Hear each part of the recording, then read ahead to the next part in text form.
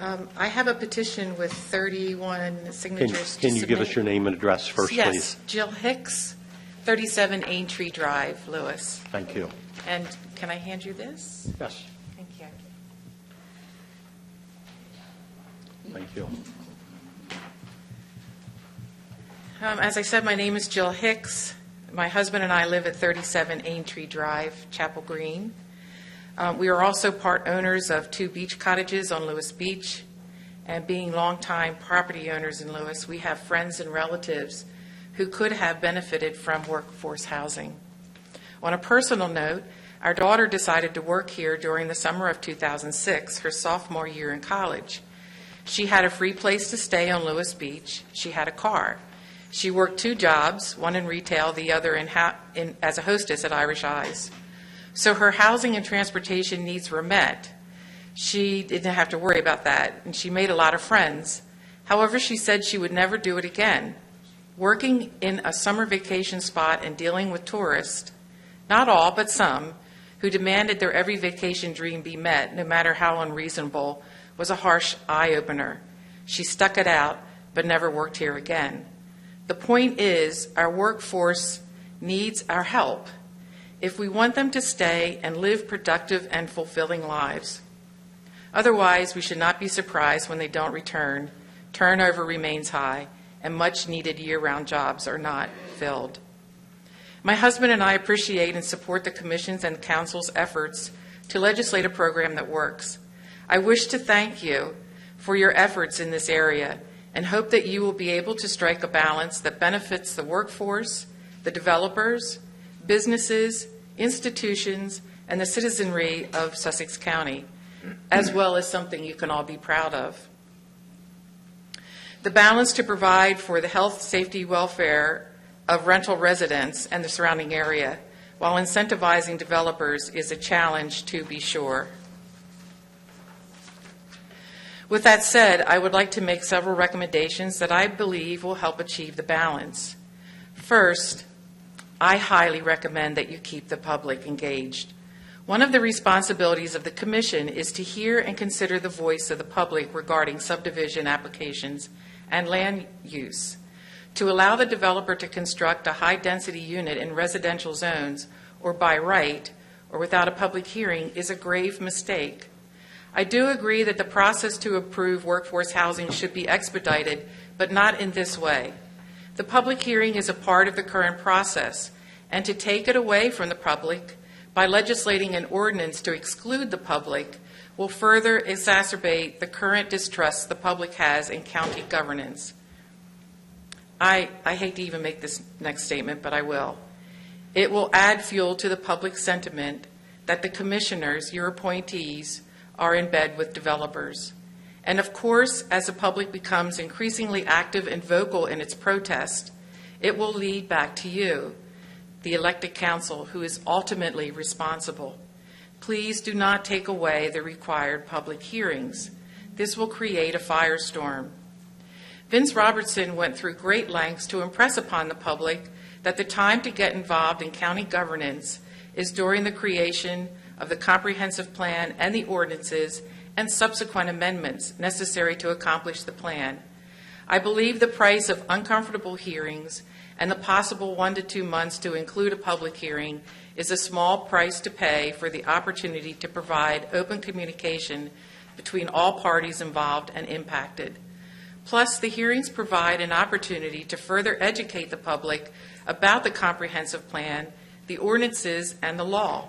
The process itself will notify the workforce that help is on the way, and here's where you can find decent and safe housing that will meet your needs.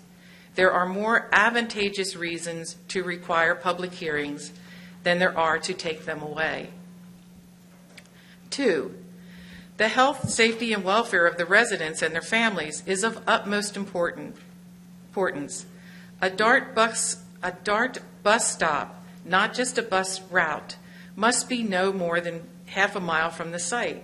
I am advocating that the wording be changed to explicitly require a bus stop. Sidewalks and bicycle lanes need to be provided to the bus stop. Street lighting needs to be provided for those who leave early in the morning and return after dark. These requirements must be constructed and accessible before any resident makes a deposit or begins paying rent. The approval of the site plan should not be based on a promise by DART. There needs to be teeth in the ordinance such that the residential safety is never compromised. A bus stop within a half mile, shoulders and bicycle lanes to the bus stop, and lighting must be in place. This is for the protection of the workforce and to supply the needs that will attract them. 3, regarding the building height, in the packet that's online, delete the words whichever is greater. The way it is written, whichever is greater, allows license for the developer to exceed 52 feet on a 4-story complex. I don't think that is what the commission intended. I realize the purpose of this rule is to prevent flat-roof, boxy-looking apartment buildings. However, the way this is written, it gives license to the developer to exceed 52 feet if the building is 4 stories. The height needs a cap. The way it is written, in the literal sense, there is no cap as long as there are no more than 4 stories. I believe whichever is lesser might be what the amendment is trying to achieve, or no more than 4 stories, not to exceed 52 feet. Please review this wording. I'm not the only one confused by it. I'm not a math person either. And I've probably confused you now as well. So just please review that wording in the packet. 4, setback must be at least 100 feet. Higher density means higher condensed levels of air pollution, light pollution, and noise pollution. For the same reason, the forested and/or landscape buffer strip within the setback should be no less than 50 feet, as stated in the initial proposal. For the 5, for the well-being of the residents, 50% open space should be required, as stated in the initial proposal. 6, environmentally vulnerable areas, including but not limited to wetlands and floodplains, need to be excluded or out of play by this ordinance. The last thing needed and the first thing that should be prevented is ground floor apartments that flood. We all know of examples where this has happened and where it is only a matter of time. The last thing the county should do is put its workforce in harm's way or financially distressed. 7, workforce housing projects should be immediately subject to the Drainage and Resource Buffer Ordinance number 2852, passed on May 17, 2022. 8, the residents of existing affordable rental housing where mobile home parks, apartment buildings, and/or other residential dwellings must not be displaced in order to construct new workforce housing units. And 9, my last point is more of a question. I believe the word affordable should be replaced with workforce. Affordable housing is commonly defined as government subsidized housing, such as vouchers and Section 8. I don't believe this ordinance was meant to address subsidized housing. Perhaps workforce housing should be used consistently. Thank you for allowing me this opportunity for input. I have copies to give you. Being a former teacher, I knew better than to hand them out before my statements. But thank you for the opportunity to be seen and be heard. Thank you. Thanks. Yes. Who would like to speak next? I think the lady, hold on up 1 second. Yes. Lady right here on this Yes. side, Yes, the lady on the left had stood up a moment ago. right over there, in the white top, and there you go. Yes. Then you go next. Yeah, she'll go next.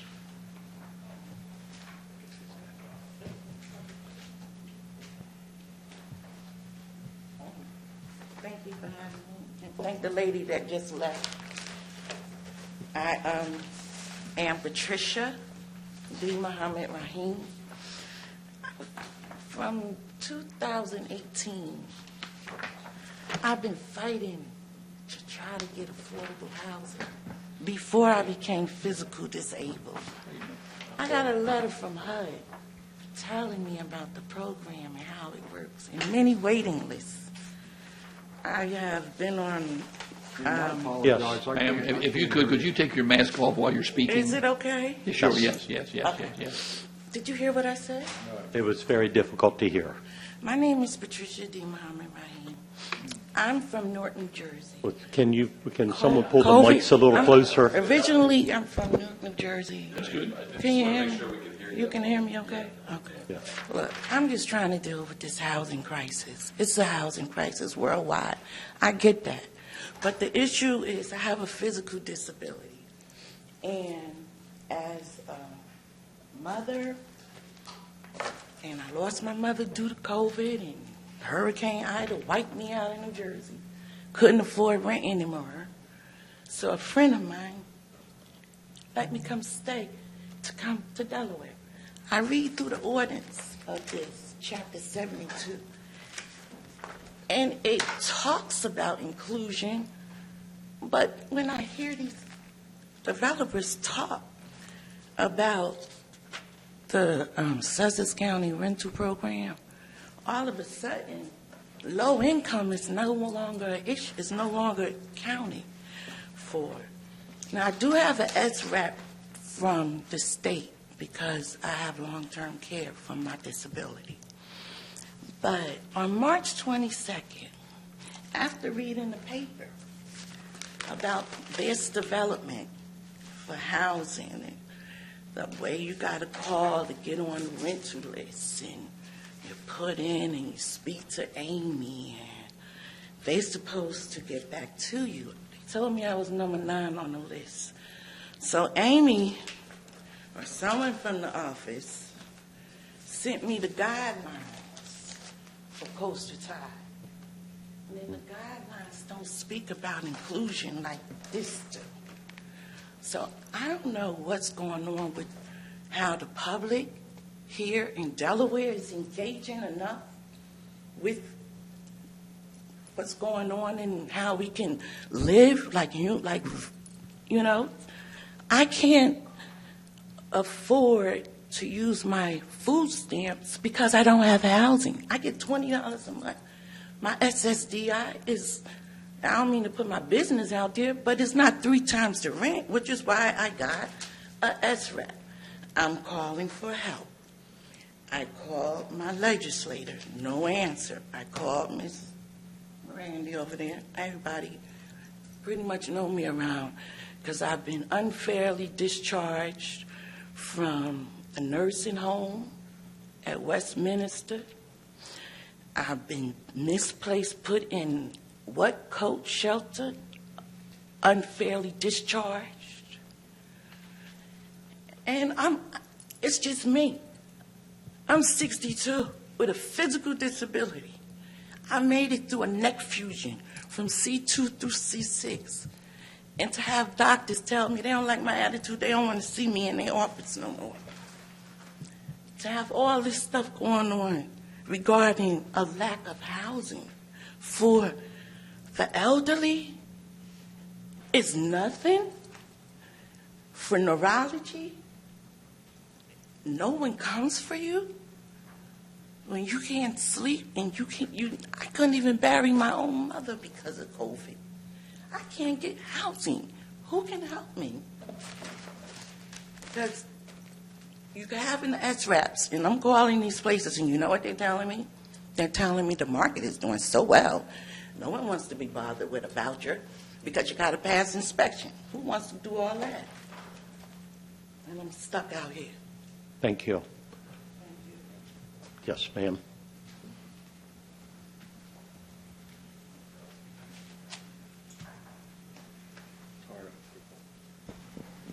Good morning.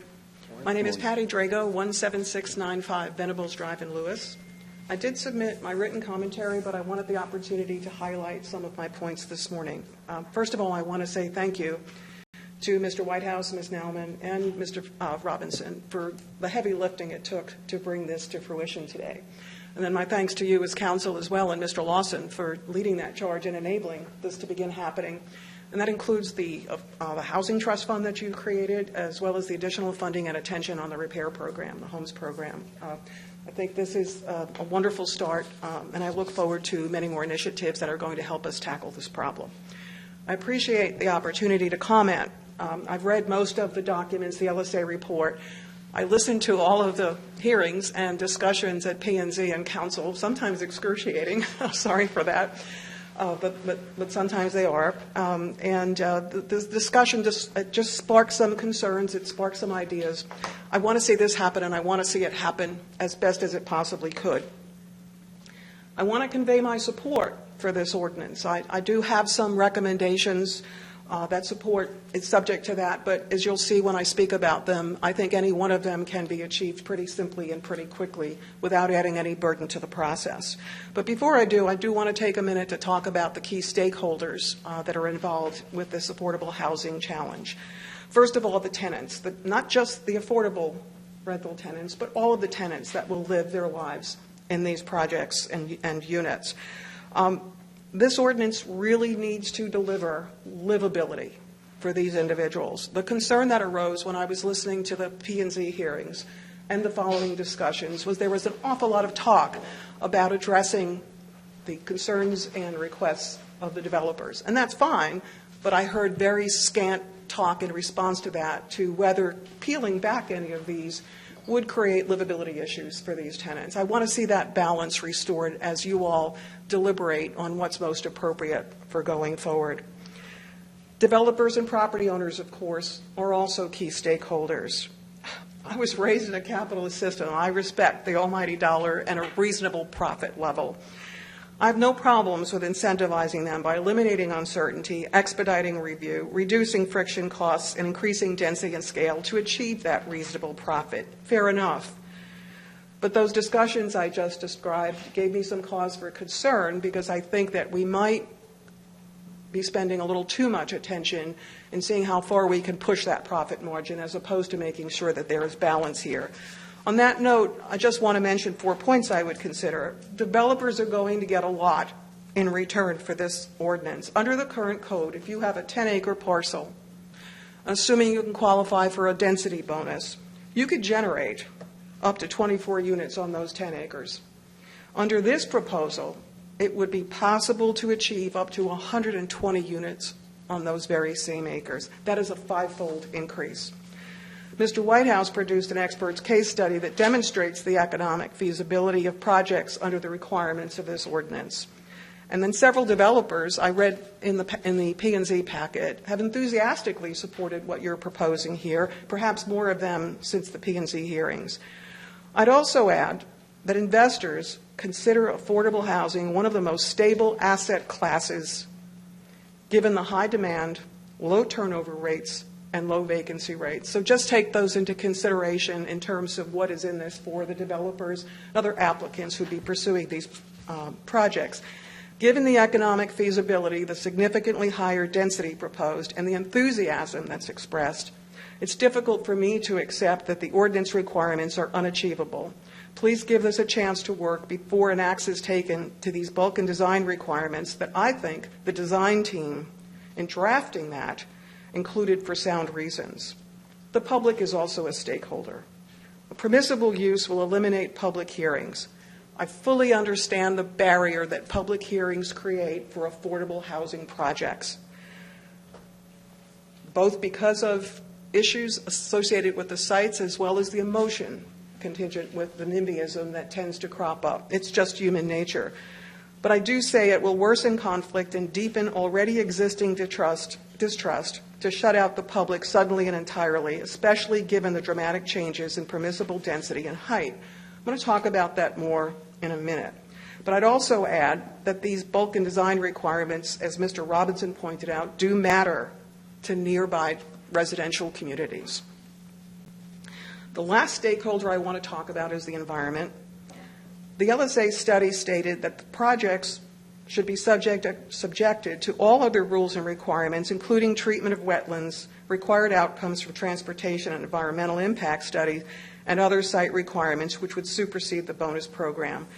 I'm up here making the assumption that these projects will indeed be subject to all of these. And if I am wrong about this, now would be the time to stop and correct me. Okay? And that's what I asked for there. And I think Ms. Hicks made some good comments with regard to those environmental concerns. I would also urge P&Z to work closely with these developers who apply for these projects to try to salvage as much as we possibly can of the mature forests in the open space and the buffer setbacks. My considerations. I support this ordinance subject to the following items. First, as per LSA's recommendation, I do recommend that you reframe within the ordinance, reframe this as a pilot initiative with annual reviews and a set period, say 5 years, determine what the right period might be, for a full reevaluation that would encourage public feedback to determine whether it should be continued, modified, or just put to bed. See if it works. The proposal itself does state that council views this article as a living document that will be modified as needed, but that's too open-ended given the current environment and given the lack of success that we've had with the prior ordinance. I do urge you to call this a pilot project and handle it that way. Now, I said I'm not going to fight the public hearing requirement. Permissible use does eliminate that. But I do suggest that you have it within your power and purview to create some sort of administrative process to permit public input along the way.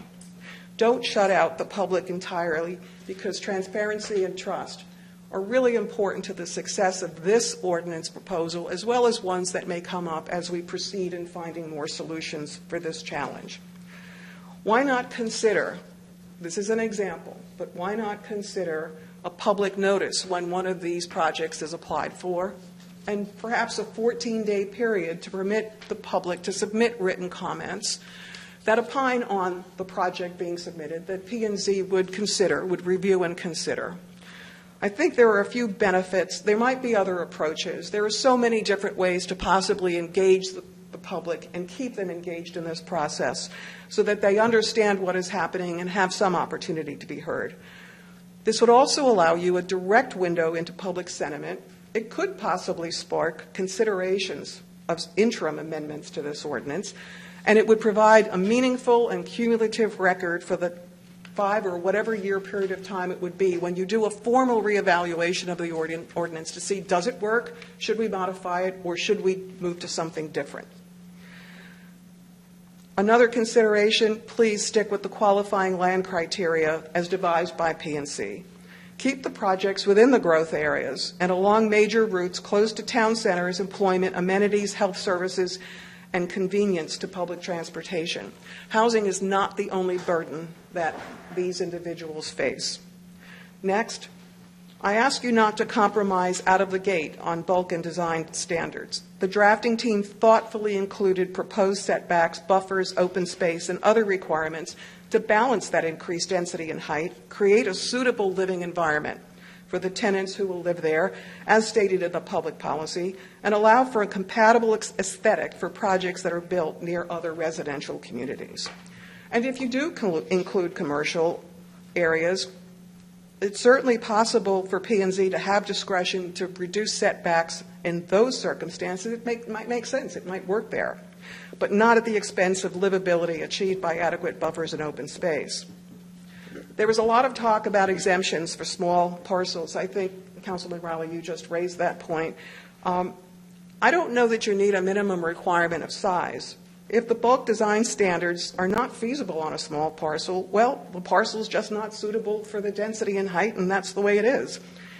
Cramming projects in is not a tenable solution for tenants, nearby residential communities, or for the environment. I also want to talk about public water and sewer, because I heard a lot of conversation about exceptions there as well.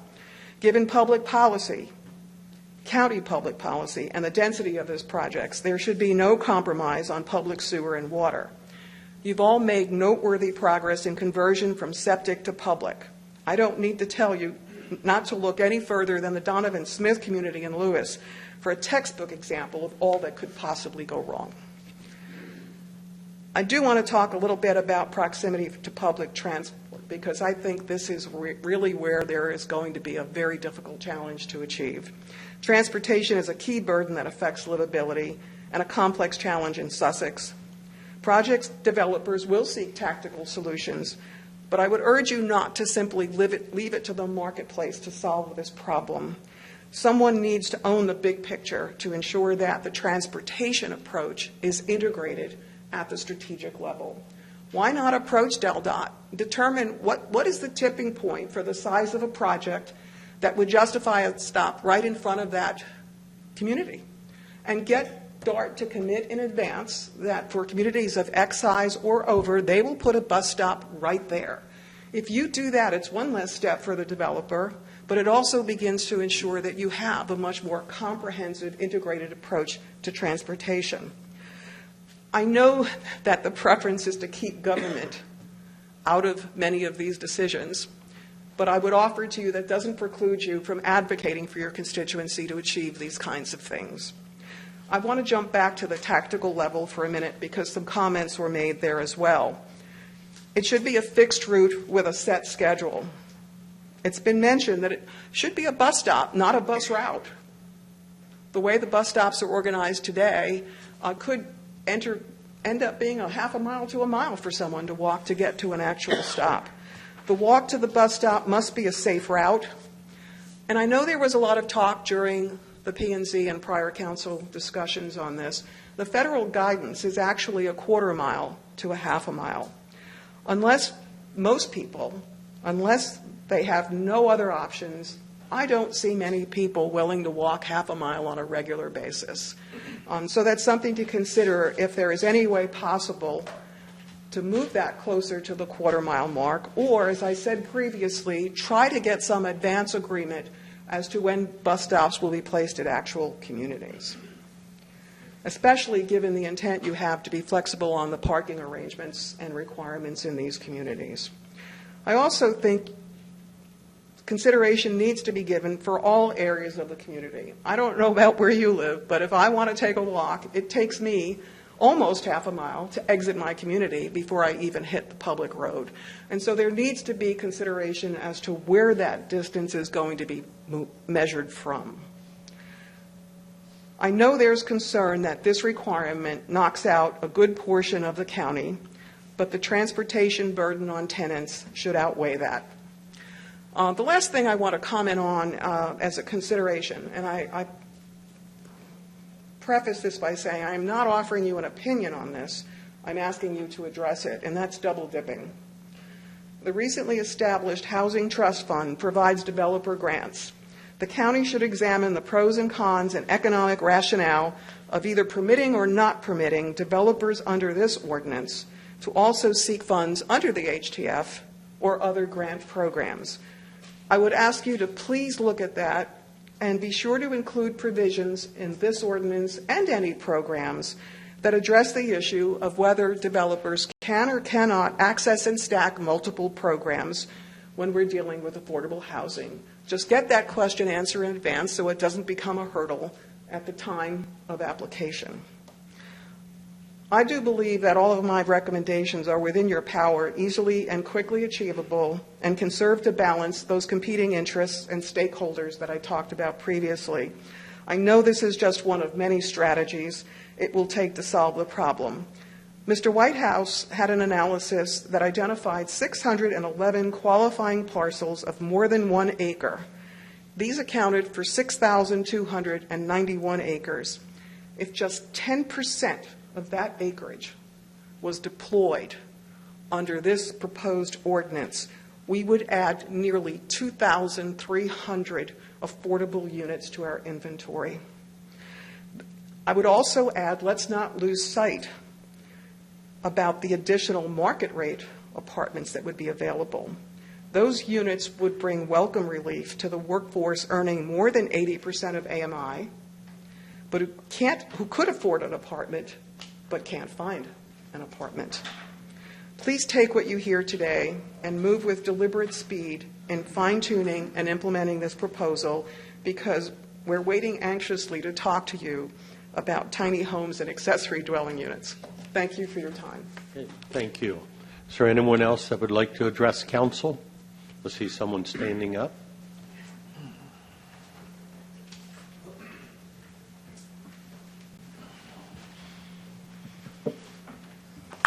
Good afternoon. My name is Katie Millard. I live at 17565 Venables Drive in Lewis. And I'm here today in 3 different capacities. I am the Director of Development and Advocacy at Sussex County Habitat for Humanity. I am the co-chair of the Sussex Housing Group's Advocacy Committee, and I am a renter. First of all, thank you so much for hearing our public comments, and I am very excited to lend my support to this new ordinance. I will be submitting a written comment to the record with co-signing organizations from the Sussex Housing Group, but I just wanted to really quickly read 5 possible improvements to ensure the ordinance's success. First, to increase public trust, as we have heard today, certify that projects approved through this program meet all criteria for high-density development as outlined in the 2018 Comprehensive Plan, create an oversight mechanism to ensure that all by-right development meets the criteria for qualifying land as outlined in the proposed ordinance and the 2018 Comprehensive Plan, include a review period, as people were mentioning already today, include housing vouchers as a accepted form of rental payments in the ordinance, and also extend the affordability period of each unit that is produced past 30 years. This is a really wonderful first step to increasing affordable housing in Sussex County, and it is a necessary and beneficial addition because affordable housing is beneficial to everybody in the entirety of the county. And I look forward to additional measures, especially for homeownership in the future. And if you ever need any answers to questions, the Housing Group is always here to answer anything that you might need. Thank you so much. Thank you. Is there anyone else that would like to speak, sir? Well, that gentleman's Yes. coming up. If I could, Ms. Millard raised a question that we've seen from others, and I just wanted to clarify it. In the current code, Chapter 72, there was a control period. It was 30 years. That's been deleted. So the way we looked at it was the density lasts forever. So these units being set aside as SCRP units would also last forever. So it's a good question that she asked, because I think a lot of people had that question or concern, and it's generated out of how we have to adopt or draft ordinances and amendments to code. But I just want to make clear that control period is eliminated now. So these units, if approved, at whatever density it ends up actually being, if it's 12 units an acre, there's going to be 30% of those as SCRP units forever. So I just wanted to make that point. Very good. Thank you. Sir?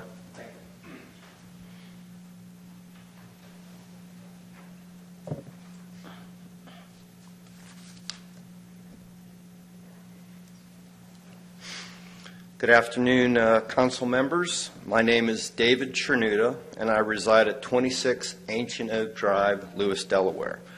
I'm a taxpayer of the county, and I have a vested interest in all that happens in Sussex County. For the record, I am in favor of some form of the workplace housing program that will make it easier for workers to live in the area and make a living in Sussex County. As we all know, the high value of real estate in the area, along with current inflationary pressures, is making it ever harder for workers to work and live in Sussex County. With that said, I am not in favor of any changes that will circumvent any of the ordinances currently in place to safeguard the well-being of the residents and the protection of our natural resources. It is my opinion that there are several problems associated with the proposed ordinances. The most egregious of these is the elimination of all public hearings associated with the application process. Why should this process be any different than the process required by the other types of building applications before the Commission and the Council? The public hearing is one of the most important steps in the application process. It is the public hearing where vital information is provided to the public, and the public is allowed to offer comments and concerns regarding that particular application. Isn't the public owed that much as part of due process? I think that we are, and history has proven as such. As we have seen, the workforce housing projects will involve a large number of units and have exaggerated impacts on the environment and nearby residents and businesses. Multi-story buildings typically have a large number of associated parking spaces and have a larger amount of traffic. All these buildings are usually constructed with extensive lighting systems for the safety of the residents. Noise and traffic flow will also be significant impacts to the residents and businesses nearby. With all these impacts to consider, shouldn't the public be allowed to be part of the process and present any concerns at that time? Yes, the taxpaying citizens of Sussex County should have the continued right of a public hearing in this situation. So I'm requesting that the current ordinances be revised to include a public hearing as provided with other applications made by developers. That concludes my input, and I'd like to thank you for your time and consideration. Thank you. Thank you.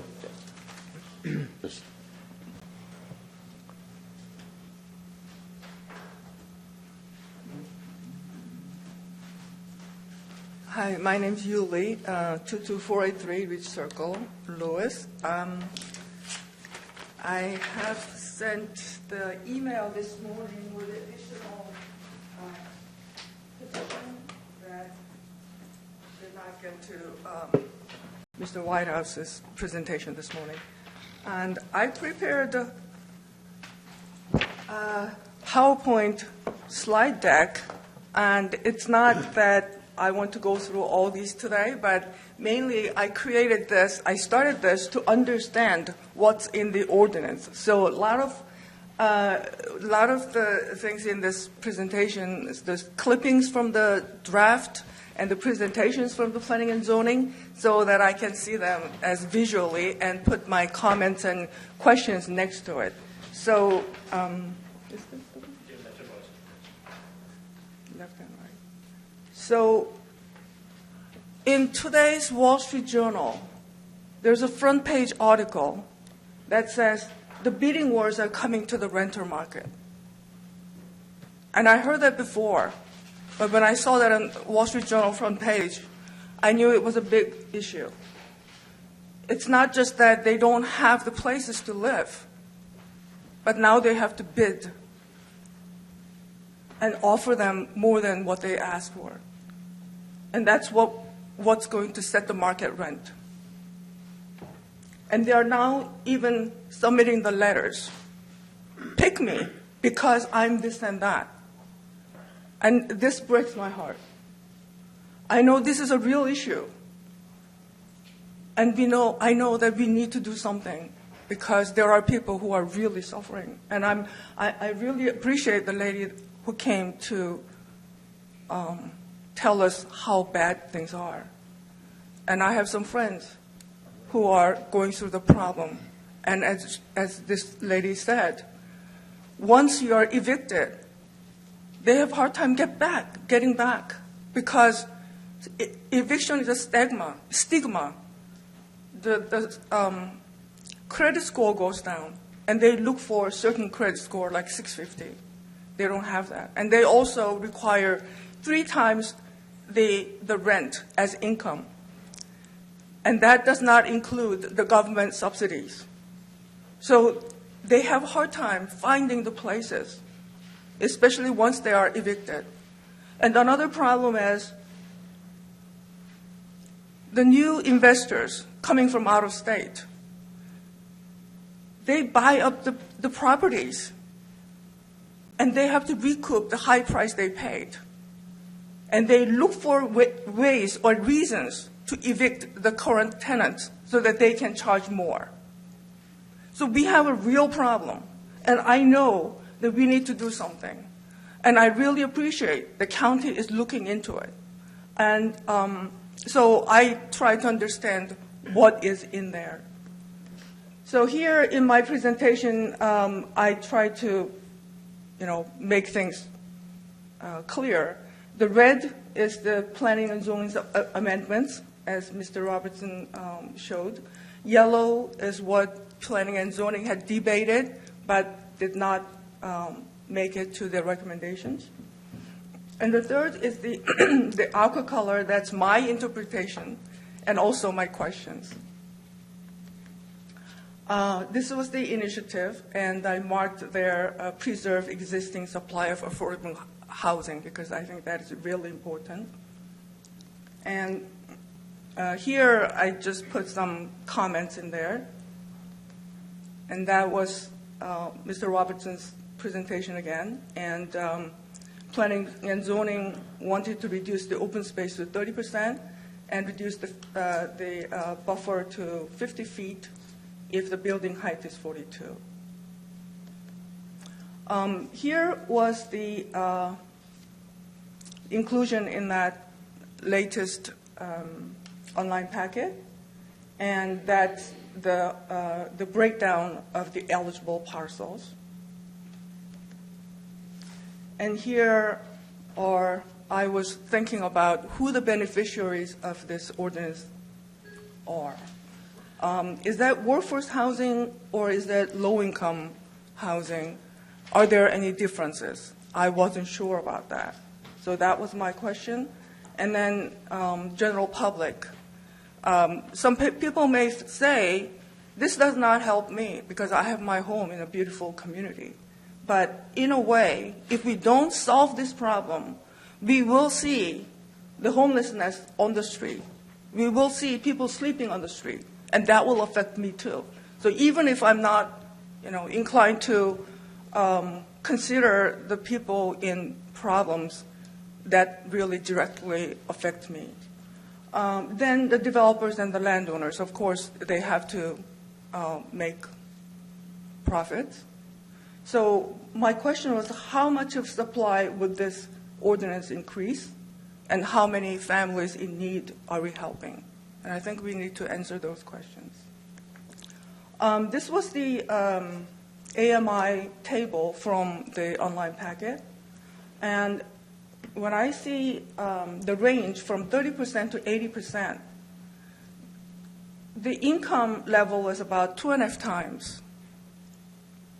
So a vast difference. If we look at 4 people, 80%, it's 60,000, but 30%, it's 26,500. So roughly 2.5 times. And in here, the sentence that says the income exceeds 80% of the AMI by 20% at time of lease renewal. And I'm interpreting that as 20% over the 80%. Is that right? So it's not 120% of AMI, but it's rather 96% of AMI. Is that correct? That's my question. Because when I read that N with a highlight, it says AMI, 80% of AMI by 20%. That makes 96%, right? Not 120% of AMI. I'll have to look at the ordinance because that's part of the code that's been in there. It's in Chapter 72, but we'll take note of that comment to make sure it's correct. Yes, because 120%, that is 4 times the 30%.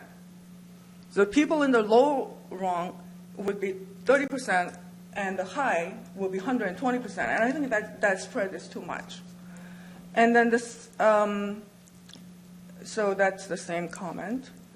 And next, what happens if the person suddenly loses job?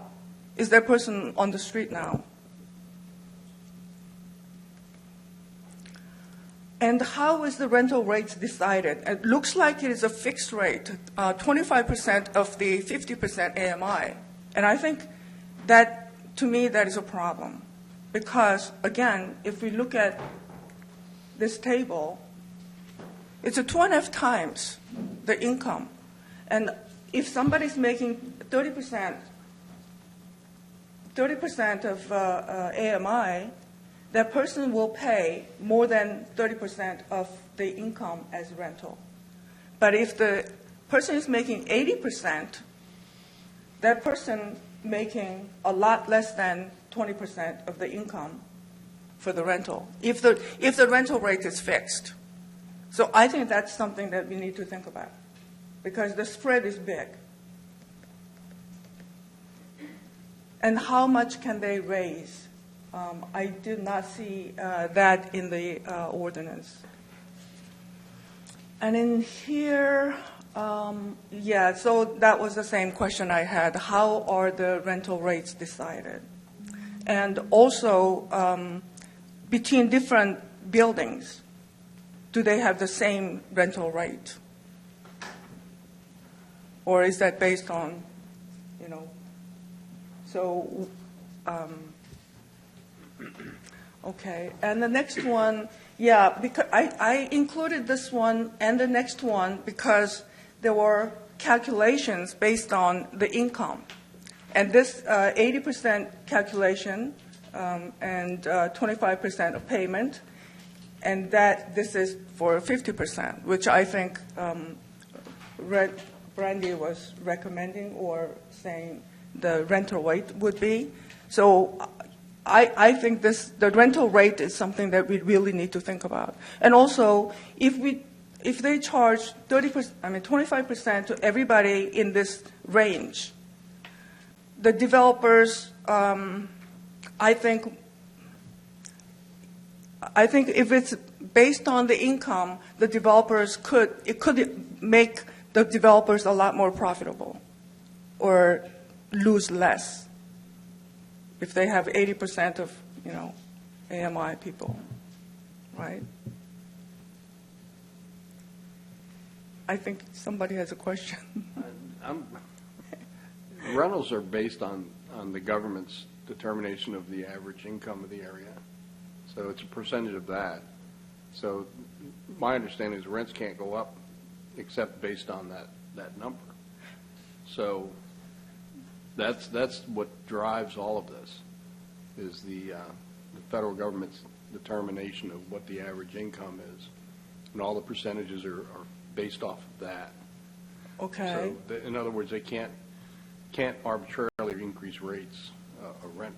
Okay. It would be driven by that number. Okay. So it's an independent, stand. Okay. Because I don't think I saw that in there. But again, I think the rental rates is really an important issue, especially for the developers, Right. because they could charge a lot more for people making 80% of AMI than to the people making 30%, or 50% even. The implementation and management looks like the responsibility is assigned to the property management company. But I think if we are really successful and have so many thousands of units to manage, I think it would be better to have a central government office rather than having each individual management company. They are audited by our housing department. So there is that accountability there. That's once a year audit Is that the report, period, right? once a year? Yes, Annual? it's only once a year. Right. So in the bottom there, I see the advertising on DelawareHousingSearch.org or similar site. And I wonder how many people actually know that there is such site to go to. And I think there may be more broader mechanism for advertisement. Because, when people are suffering with the financial things, they may not be able to understand everything that's available to them.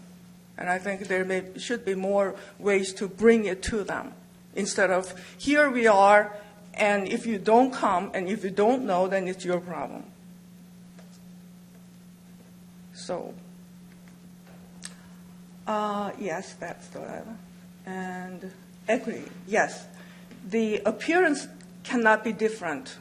However, I was wondering about what's inside. Because I know when the new rental unit comes, sometimes they replace the carpet or redo the paints. Would these developers do the same to the workforce housing units? The director may modify the program, and I was wondering what scope of the things that the director can modify. Here, if the landlord does not properly rent the unit for SCRP, then the rent should be collected to the housing trust fund. And I was wondering if it's a whole rent or the difference between what they charge and the SCRP rate, because I don't think that was clear there.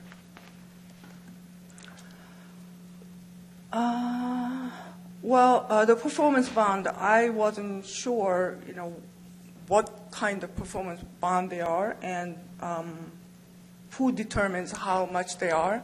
Because in recent cases in one of the subdivisions, before everything was done, part of the performance bond was returned to the developer, and I don't know how those things work. So I'm just raising the question.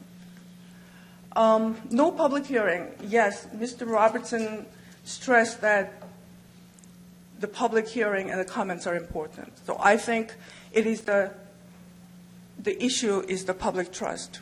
If the public trusts that everything will be done right and correct, then I think they were just so happy to go there, live their lives. Another thing is the plus review. Mr. Robertson said they have to go through the plus review. However, there is a state bill right now, HB 420, that will eliminate plus review for level 1 and level 2 when they create a full-time job. So if the management job is a full-time job, there's a chance that the workforce housing may bypass the plus review too, if this bill is passed as proposed. Density of 12, there were some discussions that 12 is not enough for the developers to jump on. Looks like today that was not brought up again, but I was wondering how the DelDOT could accommodate suddenly the 6 times higher traffic volume, especially in the TID area. TID has the plans, the built-out plan with a maximum dwelling units per current zone. So if it's suddenly 6 times and the volume exceeds what they have considered, this may trigger the TIS as far as I understand. And the TIS can take 9 to 12 months. If the public hearing is eliminated to eliminate 3 months, the TIS can extend it for 9 to 12 months. I think the developers were very busy in the last decade building big homes, not just because the SCRP was deficient. Now the market is changing, so hopefully the developers will go into the rental market. And again, Mr. Hawkins wrote a letter that this is a gift to the developers, and I think many people agree that it is. How many bedrooms, or is there any maximum or minimum? We see the rates from 1 bedroom to 3 bedroom. Is there anything like a studio apartment or 4-bedroom apartment? And also, if they try to build a 3,000 square foot rental, because there's no size specification in the ordinance, because there could be some apartment buildings to cater to the high-end market. This is the main thing about the 12 units and the public hearing without the public hearing. Because once we give certain things to the landowners, it'll be very difficult to take it back.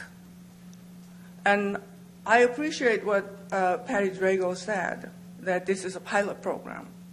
But once it is given, there are certain things that will be almost absolutely no way to take back. So whenever we give something, we have to be cautious. This is how they came up with the eligible parcels. And this is also from that online packet. And I see that they included the areas, sewer tiers, and the DART route.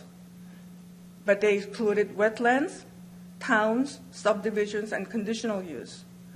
And I think they should have removed the flood-prone areas. And I'll show you why I think that. The coastal area is the same as environmentally sensitive area.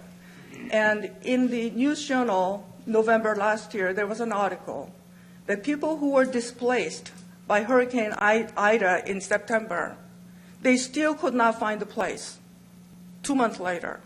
And this is a problem. They may not have insurance to recover. Again, they're fighting the small rental market to find a place.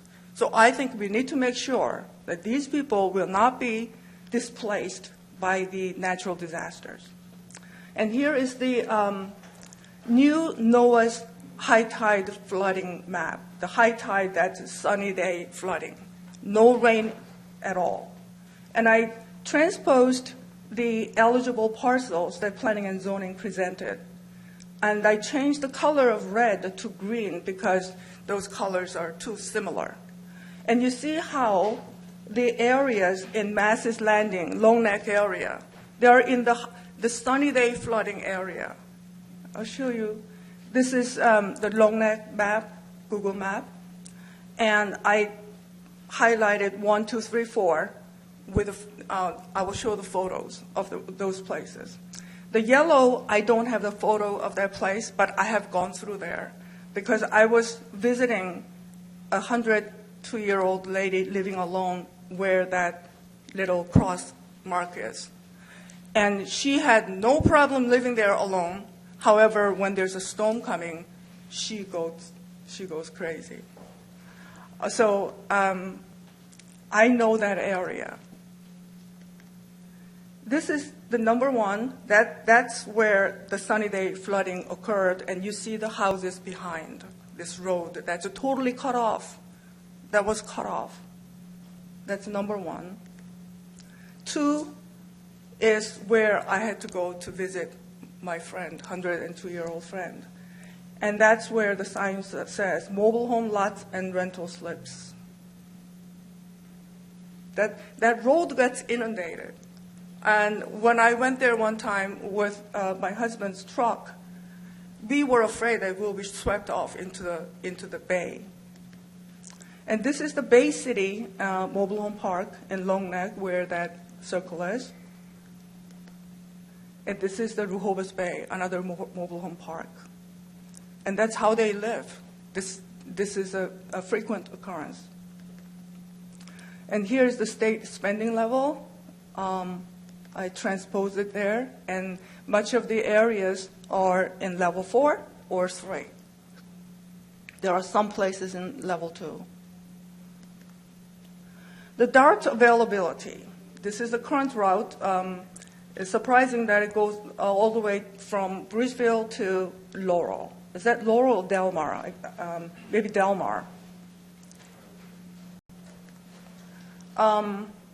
Another clipping from the online packet. So within quarter mile to half a mile of transit stops, not the transit route. And they recommend the bike path. So here is the drawing. I'm kind of visual. I have to see it, not just the word. And I think that the DART route should be changed to DART stop. And again, as you see in the picture, it should be from the entrance to the stop, not just a corner of the parcel from the stop, because we are talking about the walkability. And of course, if somebody is biking, they may be able to travel a lot farther than half a mile, but we cannot count on that. So another thing is from one side of the community to the entrance could already be more than half a mile. In our case, in my community, it's almost a mile.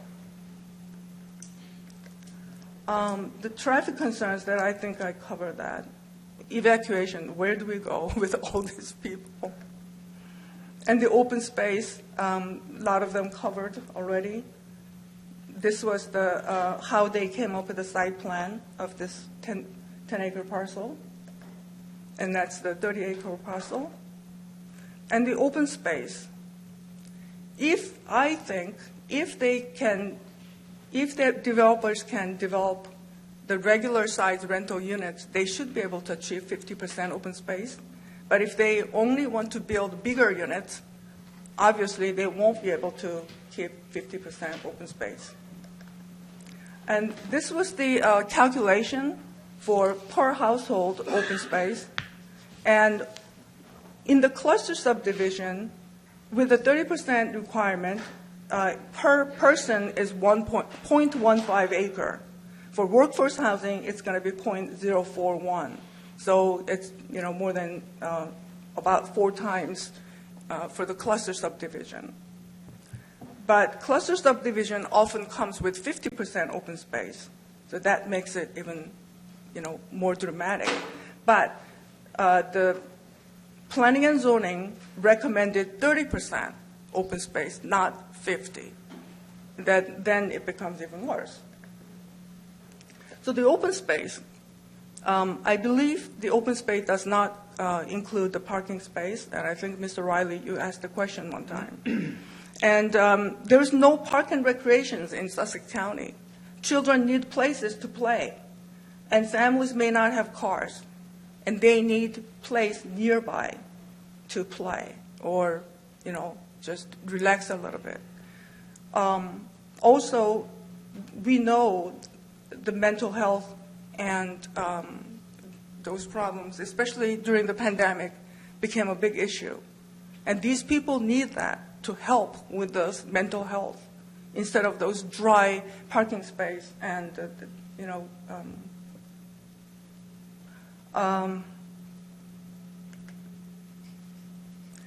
the open space and these parcels must be subject to the buffer ordinance that, as the residential unit, even though they are not subdivisions. We covered that.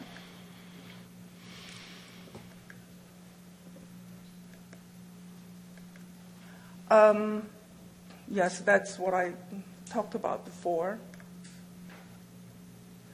For these workforce housing units, there are permitted 12 units. I believe they must be for long-term housing only, not for short-term Airbnbs. Because we are trying to increase the supply of those rental units, not just for the workforce housing. So they should not be taken away for short-term rentals. And then, this is something that we just throw in. What can we do other than this workforce housing ordinance? There are so many things that we need to do and we can do. I'm not saying, we have to do all of these, but there are certain things that we have to consider to pitch in. Everyday, average citizens have to understand and see what can I do to help this. So there were some examples. This was the Springboard Collaborative's tiny home model. Mr. Malone sent me 4 documents when he proposed the pellet housing at College Church. That was in August last year. And I love this tiny home model. And I sent you the comment in November. All of you, I sent this, how much I love this. And I think we need to look into this and study and see if this is possible. Duplex model. This is another one that I sent to you in November, and just my idea that we need to utilize the ways to build differently. And the reason I came up with this was because you can share the wall and insulation will be cheaper, maintenance will be cheaper. At the same time, you can have your mother or mother-in-law living in the next unit. So that was another example. And then when I did a quick search on future apartments to share, the apartments could be built to be shared with 2 living quarters bedrooms on either side and with a living quarter in the middle. And the dorm styles, many of us lived in the college dorms, and why not this? And the house and the apartment sharing, especially as an elderly, if we lose one spouse, we are kind of forced to sell the house and move away. But there may be other ways. And for single parents with the kids, they can help each other with the babysitting, and So I think there's a lot of things we can do, but of course the ordinances are the hindrance, and the HOA covenants are. So I'm not saying this can all be done today, but I'm asking you to look into those things. And that was it. Okay. Thank you very much. Thank you. Is there anyone else that Yes, ma'am.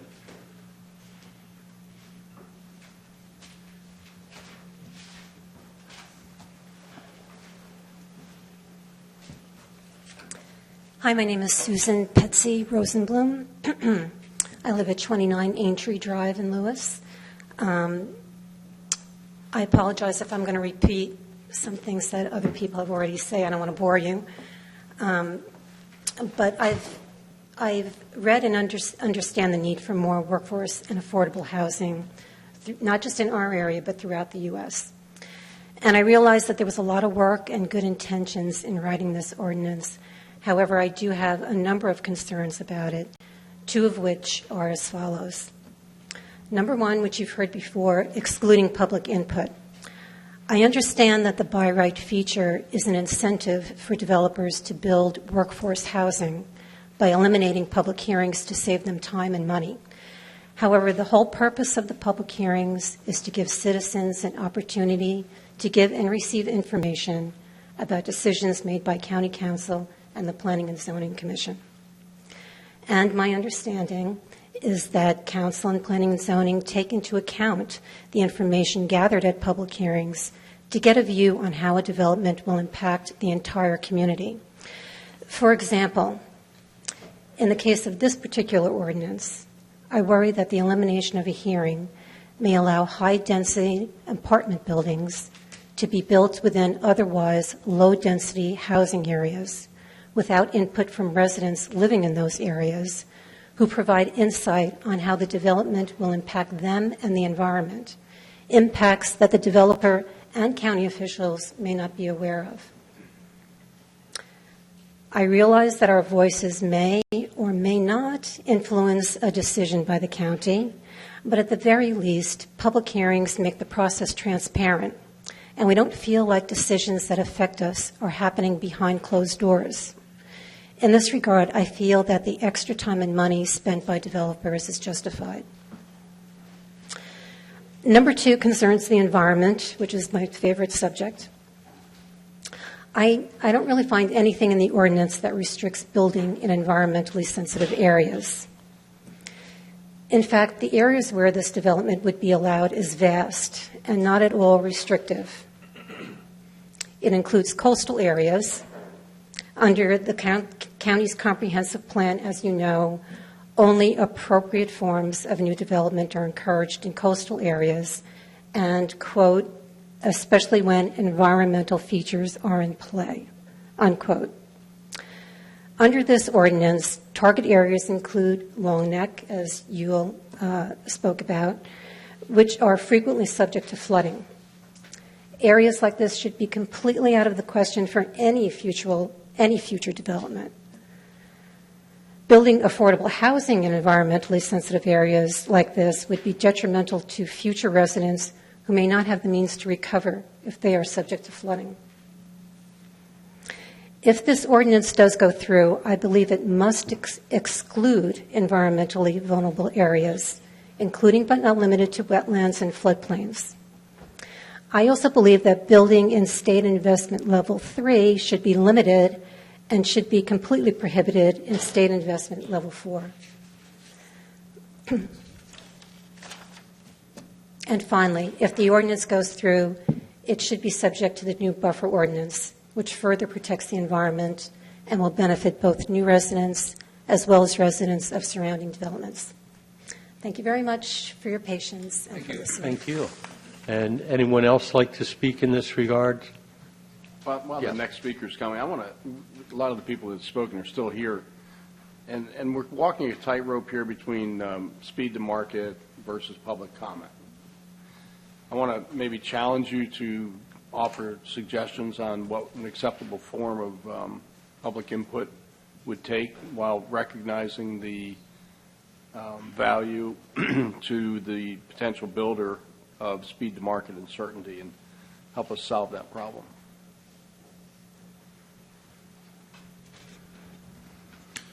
Kevin Gilmore, Sussex County Habitat for Humanity CEO.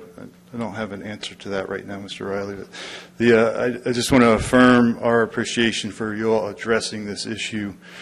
The need for affordable housing is so clear. I've not heard anybody argue against that need in our county. We've talked about semantics, but the need we're talking about is very clear and concise. And it's time to do something. This ordinance is an important step towards tackling the affordable housing crisis in Sussex County. It's time to get started. Doing nothing is unacceptable. The need is just too great. We can't do nothing. It's time to get the ball rolling. It's time to keep our eye on the effort ahead of us. It's time to keep our eye on the goal, creating housing that is accessible and affordable to our residents in the county. Focus on solutions. And a lot of what was said today, I think, is helpful in informing where we go from today. But we are closer to moving the needle on creating affordable inventory than we have been in decades. Don't miss the opportunity. Pass this ordinance, keep the ball rolling, and let's keep working towards this. But we can't afford to stop. Thank you. Thank you. Is there anyone else that would like to speak? Is there anyone else? Sir?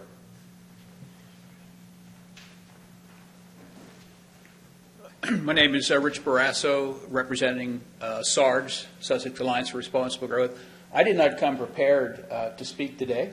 That's probably a surprise, but I did want to make a couple comments. First and foremost is thanking the county, especially Jamie and his team, in terms of the work that's been done in such short order to get where we are today. Secondly, I want to make sure that we go on record as SARG in support of continuing public hearings. And I say that in response to a couple comments that were made. Number one, there seems to be an emphasis and a reference to time and money. And obviously, if the time frame to go from a developer wanting to do a project like this and it getting approved and eventually a shovel in the ground, I truly understand time is money. But I'd also ask you to consider the impact that it has to the other stakeholders, which I thought were represented quite well this afternoon by the other speakers. And John, there was a comment that you made, and first of all, we don't typically call out people for comments. First and foremost, especially you, because you come prepared, you ask a lot of questions, and you get people to think. And I think that's real important. But there was one comment that you made that really prompted me to step up, and that was your comment regarding the fact that part of that time lag is the uncertainty as to whether an application would be approved. I thought about that. And that uncertainty would be determined by you. Because the public doesn't vote. You vote. And so if it is uncertain that it's going to be approved, and in some cases when it's not approved, that's a decision that you made. And obviously, in your wisdom, you made that decision based on your obligations and responsibilities. So I think that the uncertainty factor needs to be removed from the time lag that it takes. If something takes longer because your decisions are somewhat delayed, you're probably doing it for the right reason, and we appreciate that. So I just, in closing, again, I want to reinforce the fact, a lot of hard work, and I think that some of the comments that were made today are really good examples of how important public input is. And having the opportunity to represent people in the county through the work of Sarge, I also understand how important public input is, and the privilege that from time to time we've had in representing the public in delivering that to you. But again, most importantly, thank you for what you're doing today. Thank you. Is there anyone else here today that would like to speak in regards to this proposed ordinance? Anyone else would like to speak? Seeing none. Operator, can you check online to see if there's anyone that would like to opine on this matter? If anyone has joined via the